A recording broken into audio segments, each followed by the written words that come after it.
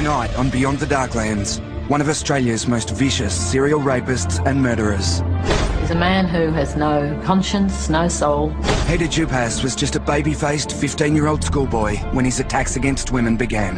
He was just so nice, he was polite, he was nice, everybody thought he was lovely. For over 30 years, Dupas wove a web of violence and brutality. He raped, mutilated, and ultimately killed. He was trying with all his might to take my life. Anybody can be a Dr. Jekyll and Mr. Hyde. Anybody. Described as a monster, a creature of pure evil. Tonight, clinical psychologist Dr. Leah Giarratano tells how Peter Dupas came from beyond the Darklands. Peter Dupas is a living, breathing nightmare, a serial sexual sadist, a lust murderer. He rapes and mutilates women, and he can't be cured. A man like Peter Dupas kills simply because murder sexually arouses him, and the amount of sexual fulfillment he gets depends upon the amount of torture he inflicts. Come with me now into the mind of a true psychopath.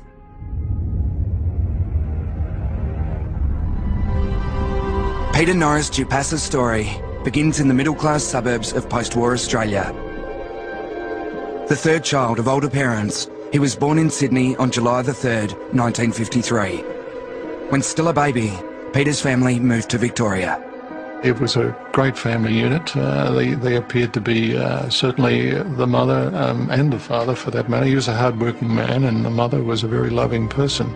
Dupas's strict father, Norris, demanded perfection from his son, while his mother, Merle, was overprotective, almost smothering towards her youngest. Peter was the pride of his mother. His mother just sort of had him up on a pedestal the whole time. She just thought Pete was just wonderful, you know. He had a great deal of respect for his mother, and she likewise looked at Peter as her shining light. From an early age, the one constant in Peter's life was his elderly parents. With mostly them for company, Dupas soon learned how to curry favour with adults. Peter was always around. He used to walk me home at night and see me inside, make sure that I got inside all right at night. By the early 1960s, the family had finally settled in Bradstreet Road, Mount Waverley, a quiet, leafy middle-class suburb to the east of Melbourne. It was a fantastic era to grow up. There were lots of young families, lots of children around, lots of sporting activities. The school was only 5 minutes away. There were lots of parks and fields, and it was a great place to grow up. By the time Peter was 12, his older siblings, Robert and Faye, had moved out of home, and Peter enrolled at Mount Waverley High School. He was a slow learner, repeating his first year. Nobody ever paid any attention to him. And if he was absent or away or in the playground, you just never knew he existed. You know, he was just sitting in the room. He was very introverted and quiet, and we just never really took any notice of him. Dupas's schoolmates considered him strange and unfriendly. I feel that Peter was a very unhappy person. That's what I remember of Peter Dupas, a very unhappy person. He was short, fat, and very plain, but he was very weak. And when I say weak, I mean physically weak and mentally weak.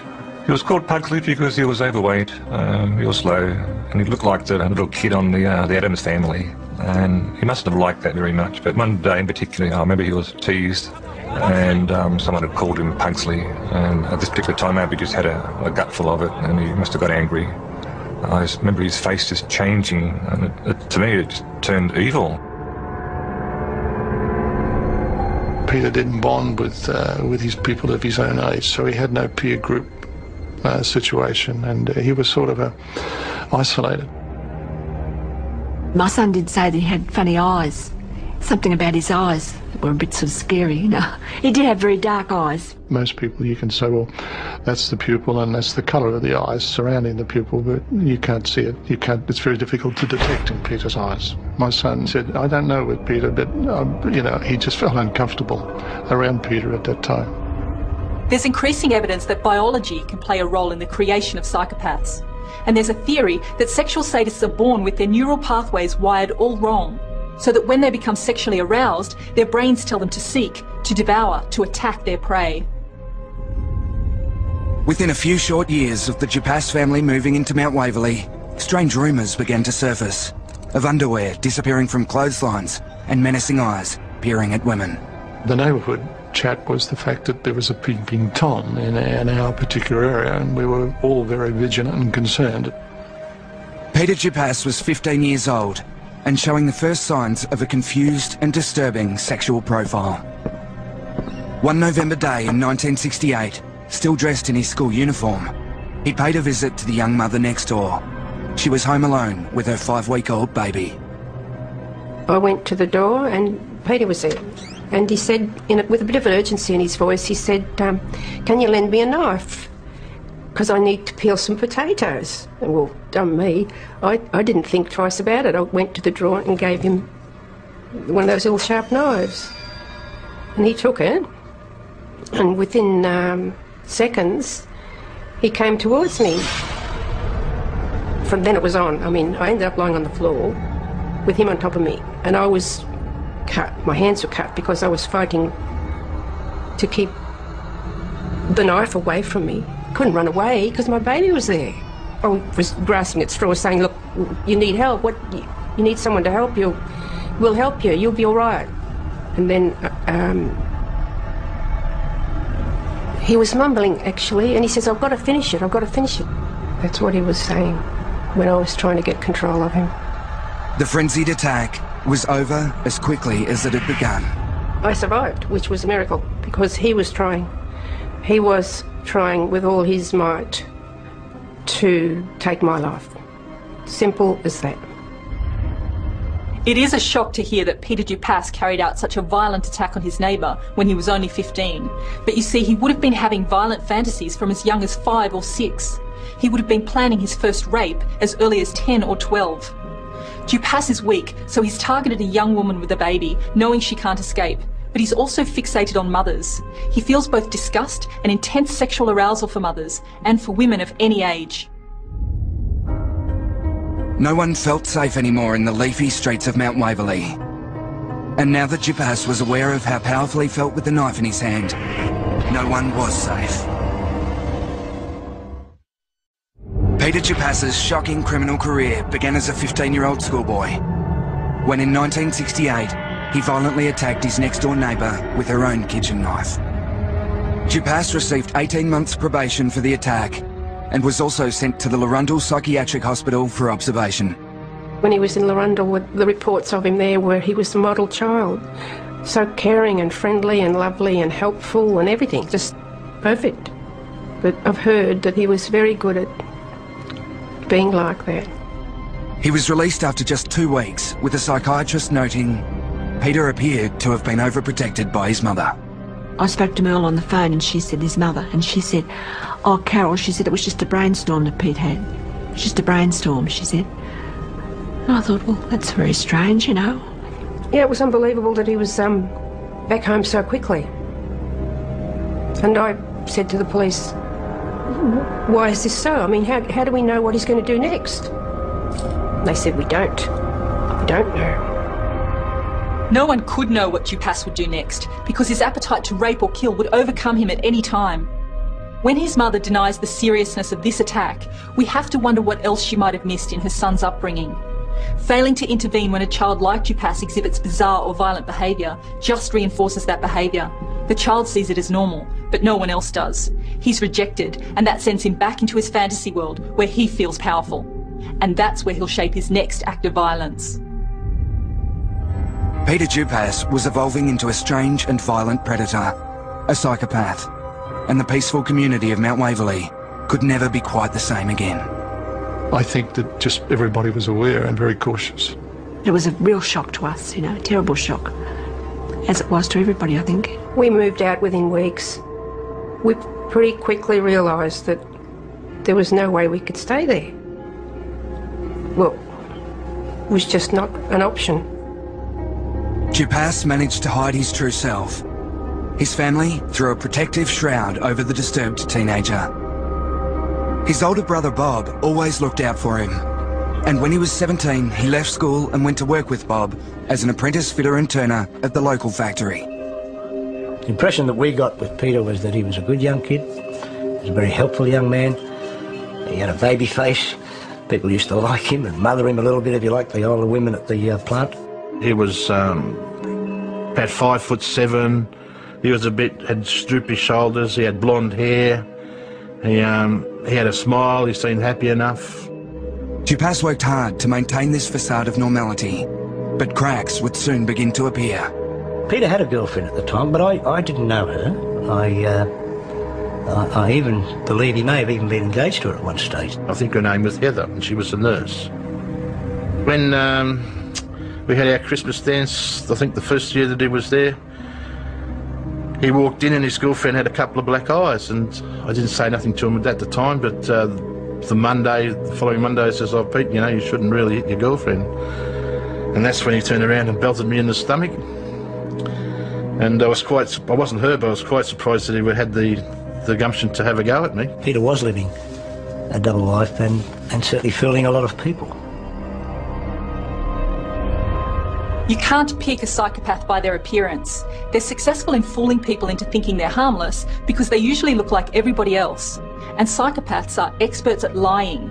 For them, no one else matters, so they feel no anxiety when they're conning and manipulating you. They'll seem very convincing, and they quickly learn from you about your weaknesses. That's their whole focus upon meeting you. So they can easily lead double lives. Dupas took refuge behind those he knew would protect him. Within this safe work environment, he began to meticulously plan a series of sexual attacks just 2 suburbs from his home. I see him at his car, and I happened to walk up one day and I saw a Stanley knife, some tape and some cord sets in the back of his car, and I thought, why the hell would you want them sort of implements? Dupas knew exactly what he wanted the implements for. Again, he targeted a young mother home alone with her baby. He went to the door and knocked on the door and said that his car had broken down. He said, you know, could I use the phone? And then he said to this particular woman, oh, listen, if you've got a screwdriver, I should be able to fix it myself. And of course, while she went and got the screwdriver, he made entry into the house. And as she came back, he grabbed her around the throat and committed the offence. Within days, Dupas tried to rape 2 other local women without success. He knocked on the door saying his car had broken down, using exactly the same scenario. By now, his car had been identified, but even so, his family still refused to face the truth. We went around to Peter Dupas's house in Mount Waverley, and we knocked on the door, and of course we were greeted by his father. My recollection is that he went right out of his tree. He started ranting and raving at us, saying my son would do no wrong, and you know, he was terribly resistant to the fact that we were even there, let alone wanting to have us in any way, shape or form talk to his son. And then they arrested Peter. And that's when it all sort of, gee, nobody could believe it. And we're all shocked. You know, we're flabbergasted. We didn't really think that he was capable of doing that. It's now clear, Dupas will never stop. He attacks 3 times in his own neighbourhood, increasing the risk he'll be caught. Although he was capable of carefully planning an assault, he would also pounce unexpectedly when the opportunity arose. But this could also indicate Dupas's low intelligence. Serial offenders with higher IQs tend to attack further from home to avoid detection. He struck me as being a real baby-faced, pudgy little boy, if you like, and he virtually said nothing. He had his head hung. And I guess the most unusual thing to me was, and I would never forget his eyes, the way he looked. He was like a vacant stare at you when he looked at you. And those eyes, to me, were something I'd never encountered before.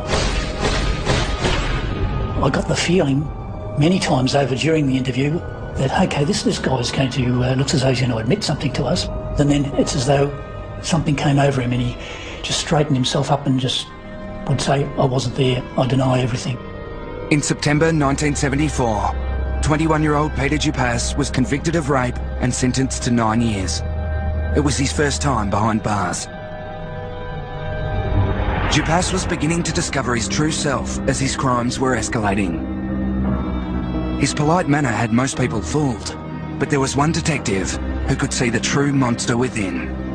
The cold, calculating way he went about it, the way he was in his demeanour during the interview, the way he went through the whole trial process and how he conducted himself, I thought to myself, this is a person capable of killing. And I wrote that at the time. Unfortunately, he was right. Dupas was well on his way to becoming the killer he always wanted to be. In late 1973, a 20-year-old Peter Dupas attempted a series of sex attacks on young Melbourne mothers. He was jailed for the first time, receiving 9 years for the rape of one of the women. Jail was a place where Dupas's demons could hide. To me, he looked like a person with significant psychological and psychiatric problems that may well have been too deeply set. In 1979, Dupas left jail after serving the minimum term of 5 years. I would have suspected that he would have been a model prisoner. I mean, he was a quiet person. He wasn't outgoing. He wasn't a person who'd rock the boat. He wasn't a person who'd cause trouble. And that he would have been released probably in the minimum period that he was required to be held. 26-year-old Dupas returned to live with his parents, who had begun a new life in Frankston on Victoria's Mornington Peninsula. After 5 years of being a passive, compliant prisoner, Dupas had an enormous amount of bottled-up frustration, which he was ready to unleash. Within 2 months of his release, Dupas embarked on a 10-day reign of terror. He attacked 4 women. The first he raped in a public toilet block at Frankston. The other 3 escaped, but one, an elderly woman, was stabbed in the chest as she was trying to fight Dupas off. Whatever may have happened in his past life, right from childhood, somehow he, I think, felt inadequate, made him feel inadequate. Rape is not about sex primarily, it's about power, humiliation, control, which at least momentarily probably made him feel powerful and in control and gave him some kind of a temporary thrill. Although Dupas rapes compulsively, this doesn't mean he can't stop. He just doesn't want to. He's not insane. He knows what he's doing. Although these rapes are impulsive, there's still an element of planning, of trying to avoid detection. Police didn't have to look far to find the sexual predator responsible for the recent assaults. By mid-1980, the 26-year-old was back behind bars, serving a 6-year sentence. Sex offenders, I think, are just about non-rehabilitable. It's the most difficult thing to get a person to rehabilitate in this. They often have no insight, no acceptance of responsibility for it. He obviously wanted to continue committing crimes, and I guess at the end it seemed like the natural progression of that hatred was to commit the ultimate crime. It was February 1985. 31-year-old Dupas had served 5 years and was 2 weeks away from being officially released. He was out of prison on a week of pre-release leave when a woman was found beaten to death. The body of Helen McMahon was discovered in sand dunes, 500 metres from the Dundas Street car park. A post-mortem this morning revealed that she died as a result of massive head injuries. The woman was last seen alive here at the Rye shopping centre at about 12 o'clock yesterday.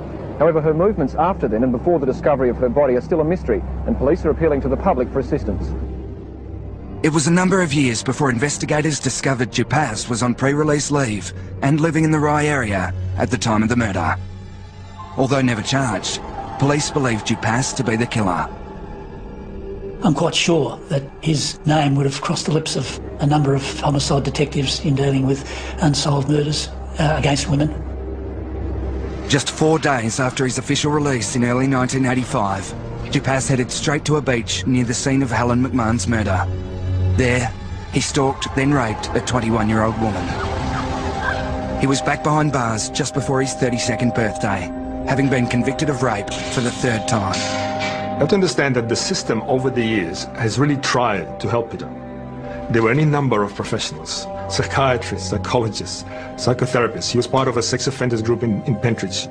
And he would exasperate their psychotherapist, where he would pretend to be interested, only to later to find out that he was just pretending, literally just doing that. Psychopaths are evasive and cunning. They're experts at telling therapists what they think they want to hear and of twisting what they learn in therapy to further their own ends. People like Dupas would simply use therapy to work out how to fake better and learn what might hurt someone else the most. It's rare for his mask to slip. The monster within is reserved only for those at the other end of his knife.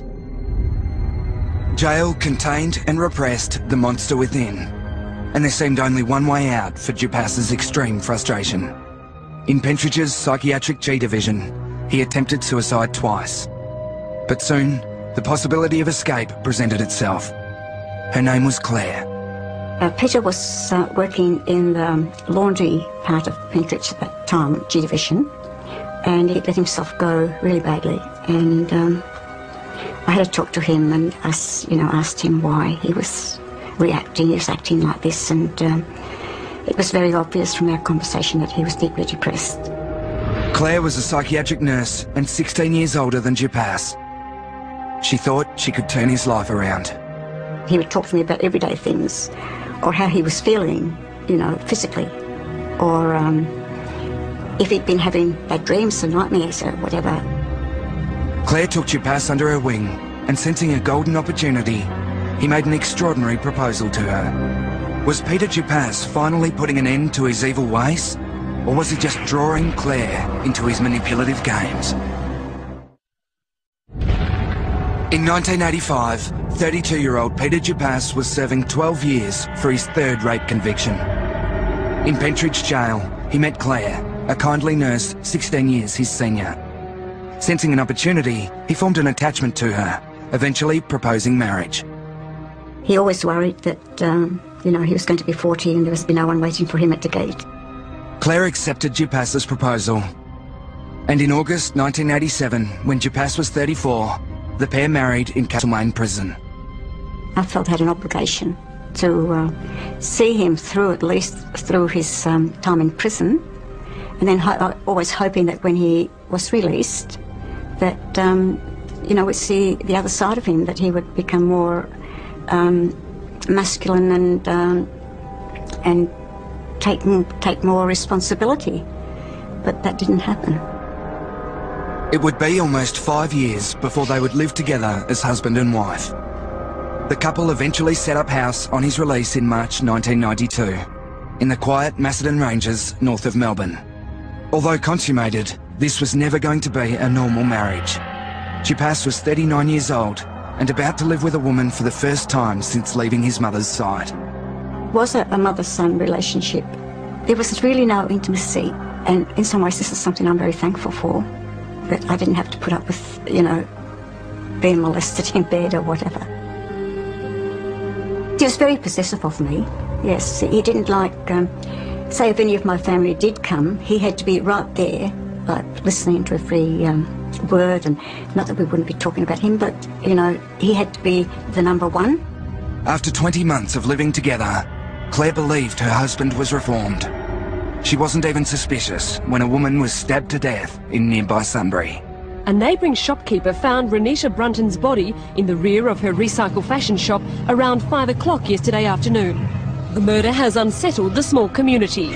I would plead to the person perhaps who has done this to think about what they've done. And you need help.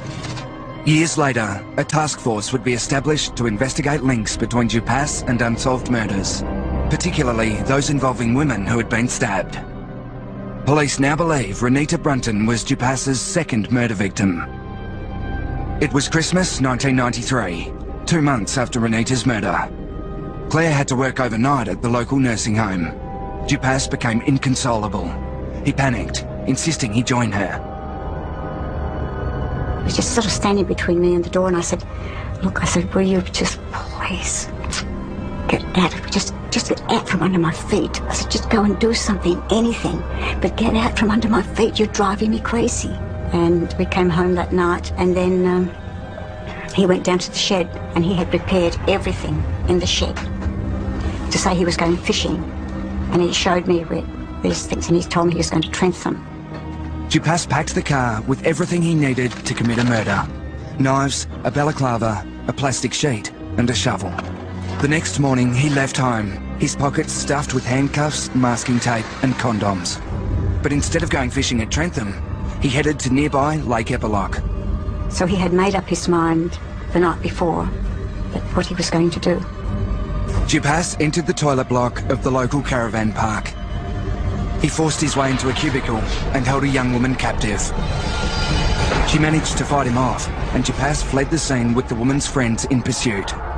His car lost control, and he was arrested. I just can't tell you how bad I felt. It was just the worst feeling. You know, I just couldn't stop crying. I cried and cried for 2 days. I couldn't get myself together at all. Claire filed for divorce. She never saw her husband again.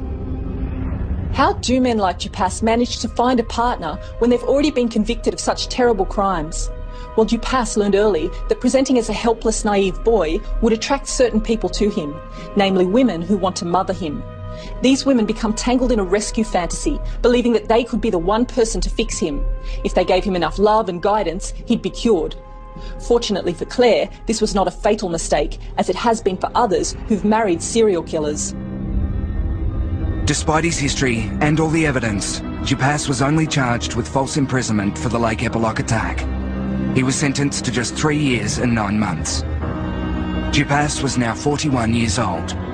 He had been in jail for 17 of his last 20 years. Having gotten away with murder twice, he would soon be looking for his next victim.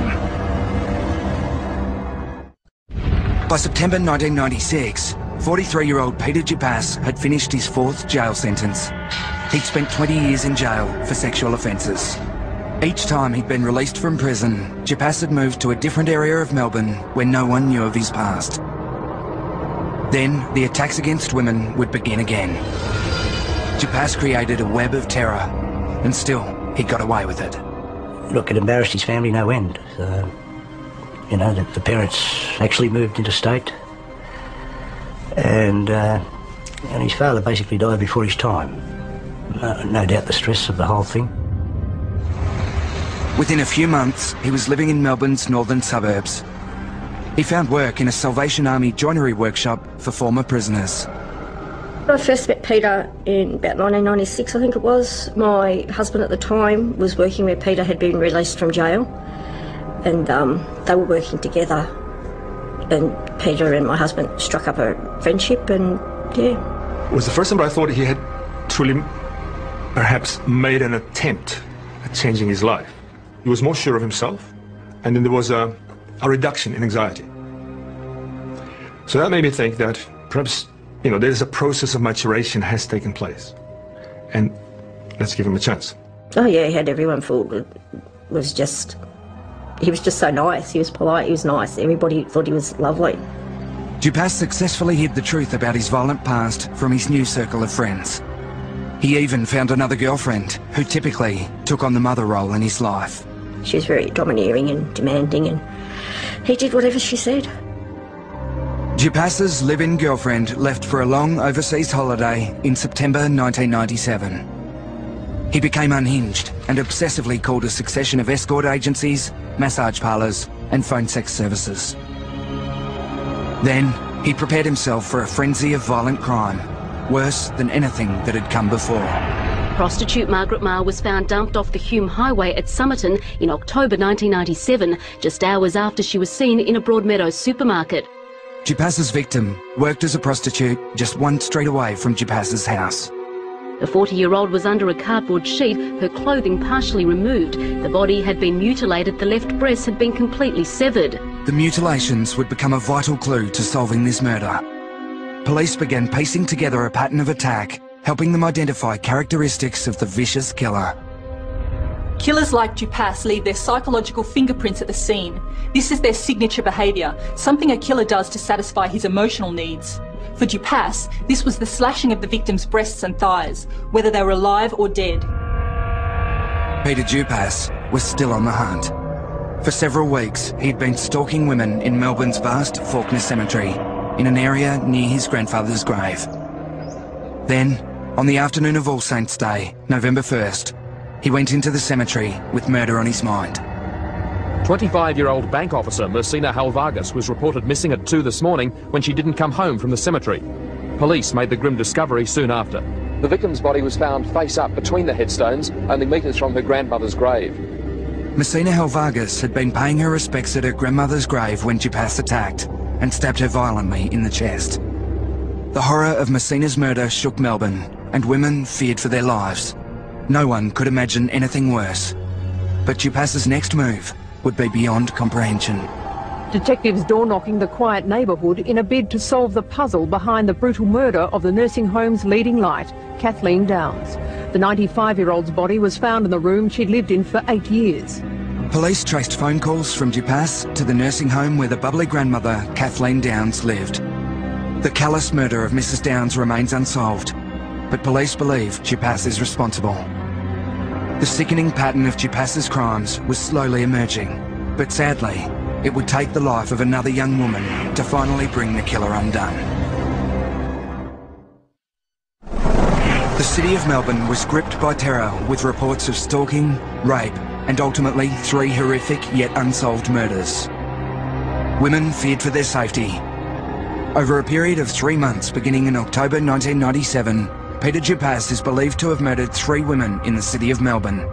The 40-year-old was under a cardboard sheet, her clothing partially removed. The body had Messina Halvargas was killed at Faulkner Cemetery in November 1997. The 25-year-old... Mrs. Downs was lying in a pool of blood next to the bed in her single room at the front of the Brunswick Special Accommodation Home.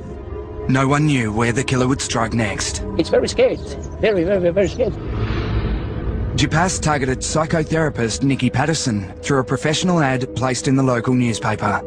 He booked a session with her for the Monday morning of April the 19th, 1999. Nikki was just a lovely, fun-loving, very intelligent child. She was very passionate and compassionate. I believe Dupas was probably Nikki's first client from the advertisement, and she'd never met him before. He wasn't known to her. She'd had probably a couple of phone conversations. He'd rung her house probably 16 times, and it was more stalking to ascertain whether she was home alone, when she was home, and when it was safe for him to have an appointment with her, because he only had one idea in his head. That day, Dupas left home at 8 in the morning. He arrived at Nikki's and she ushered him into the front room, leaving her dog Bella outside.